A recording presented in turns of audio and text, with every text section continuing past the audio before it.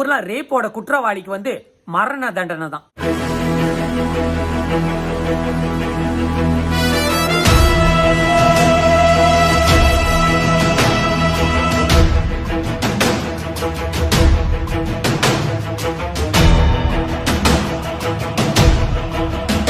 பிரியங்கா கேஸ்ல 4 பேர் போட்டாங்க, கேட்டிங்களா?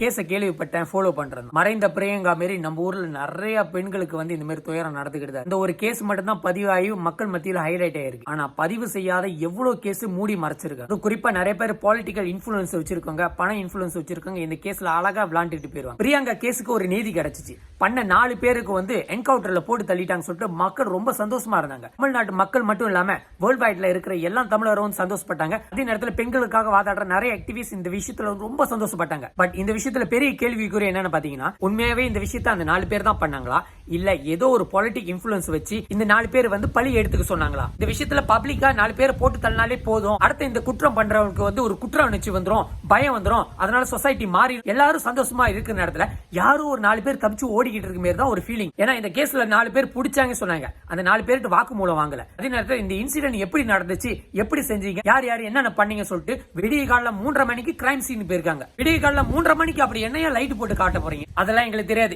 எங்களுக்கு 4 பேர் சித்த ஆகணும். அந்த 4 பேர் தானே உறுதிப்படுத்தினீங்க, அந்த 4 பேர் கொண்டுருங்க. அதுக்கு தான் சட்டம் இருக்கு, சட்டத்துக்கிட்ட ஒப்படைச்சிருக்கலாம். இங்க பெருசா இருக்கிற உண்மை என்னன்னு பாத்தீங்கன்னா, பிரியங்கா பெண்மணிக்கு வந்து பாலி துன்புறுத்து நடத்தி அவங்க உயிரோட எரிச்சிருக்காங்க.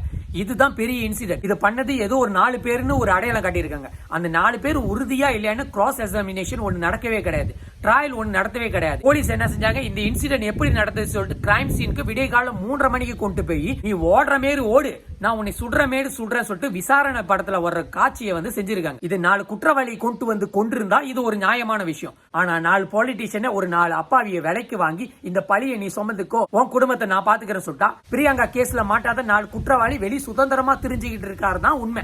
அரசன் நன்று கொள்வான், தேவன் நின்று கொள்ளும் சொல்லுவாங்க. இந்த விஷயத்துல அந்த போலீஸ்காரனா பெரிய சல்யூட் அப்படின்னு சொல்லிட்டு கை தட்டலாம். ஆனா அது உண்மையான குற்றவாளியை தான் மாறு தட்டிட்டு சல்யூட் பண்ணலாம். அதுவே இது பொலிட்டிக்கல் டிராமா இருந்துச்சுன்னா பெரிய கேள்விக்குறியாதான் இருக்கும். பெண்களுக்கு எந்த ஊர்ல தான் அநீதி நடக்கல, நம்ம ஊர்ல கூட தான் அநீதி நடக்குது. எல்லா ஊர்லயும் ஒரே மாதிரி தண்டனை கொடுக்கறது இல்ல. உதாரணம், பெரிய பெரிய நியூக்ளியர் வச்சிருக்க நாடு சீனா, நோர்த் கொரியா, வளர்ச்சி இல்லாத நாடு பங்களாதேஷ், தினமும் சண்டை போட்டு இருக்க நாடு பாகிஸ்தான். இந்த ஊர்ல ரேப்போட குற்றவாளிக்கு வந்து மரண தண்டனை தான். ஒன்னு தூக்குல போடுவாங்க, இல்ல மண்டையில சுடுவாங்க. இதுவே நீங்க லிபியா, ஆப்கானிஸ்தான் ஊர்ல பாத்தீங்கன்னா அந்த குற்றவாளியை சேர்த்து இந்த பெண்களும் வந்து உசுரோட சாவடிச்சிருவாங்க. இதுக்கு பேர் கருணை கொலைன்னு சொல்லுவாங்க. குடும்பமான காத்துல போயிரு சொல்லிட்டு அந்த பிள்ளைய உசுரோட அறுத்து போட்டுருவாங்க. சில ஊர்ல வந்து ரேப்னு ஒரு லாவே கிடையாது, அதுக்கு பேர் செக்சுவல் அசால்ட் இல்ல வயலன்ஸ் அகேன்ஸ்ட் வுமன் தான் லா இருக்கு. நம்ம ஊர்ல இந்த மாதிரி கேஸ் நிறைய நடந்துகிட்டு தான் இருக்கு. ஆனா பதிவு செய்யாத காரணம் என்னன்னா, அது சேர்த்து குடும்பத்துல இருக்கிற ஒரு நபரா இருப்பாங்க, நண்பரா இருப்பாங்க, இல்ல சொசைட்டில பெரிய பேர் உள்ளவங்களா இருப்பாங்க. இவங்களுக்கு பயந்துகிட்டே அந்த விஷயத்தை வந்து மூடி மறைச்சிருப்பாங்க. நம்ம ஊர்ல வுமன் ஆக்டிவிஸ்ட் வந்து பயங்கரமான ஆக்டிவிஸ்ட். கேஸ் மட்டும் போடட்டும், அவனை உள்ள தள்ளி நார்னு கிழிச்சிருவாங்க.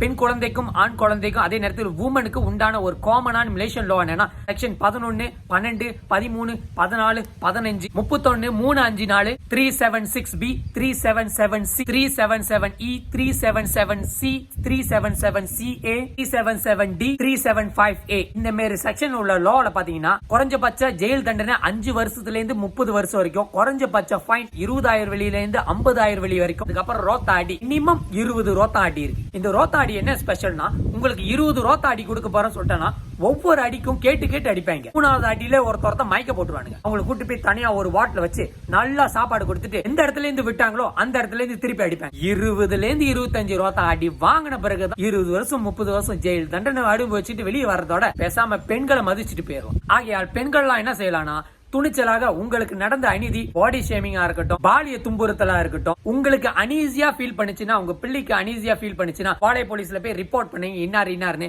உடனே இம்மீடியட்டா ஆக்ஷன் எடுப்பாங்க. அவன் பெரிய அம்பாப்ல இருந்தானா, டானுக்கு எல்லாம் டானா இருந்தானா, எந்த கட்சிக்கு தலைவனா இருந்தானு சட்டம் தன் கடமை செய்யும். ரகசியம் ஜெயம், தோல்வி சரித்திடும் பயம், நடுங்க போது சபயம், வெளியேறும் நேரம் வெகு தூரம், எனது எதிரடி பாடை கூறி தப்பியதும் இல்லை, இன்னும் பொல்லாத பார்வை, எதை கண்டு அஞ்சுகிறாய், சிரித்து கைத்தட்டல் அபாரம், முதுகு பின்பு குத்தும் நீ, எதை செய்ய அவசரம், அளித்த உரையாடல் அடக்கம் கவனம், நிலைகெட்ட நாவால் உள்ளம் புண்ணாகும், என் சாகாவரம் அர்ப்பணம், அகோரம் பூகல் கல்லறை, அதிகம் முயன்றால் மோசடி தொல்லை, இது யார் கதை, வார்த்தைக்கு தெரிந்தால் இதுவே உனக்கு பாடமாய் கூறல் ஒன்று, உன்னை திகழ வைத்த பிறப்பை கன்று, எண்ணிக்கை 2 என்னை உருவாக்கியதோ நீ இன்று, எடுத்துக்கொண்டு காட்டு பார், நிகழ்ச்சி தொடங்குது.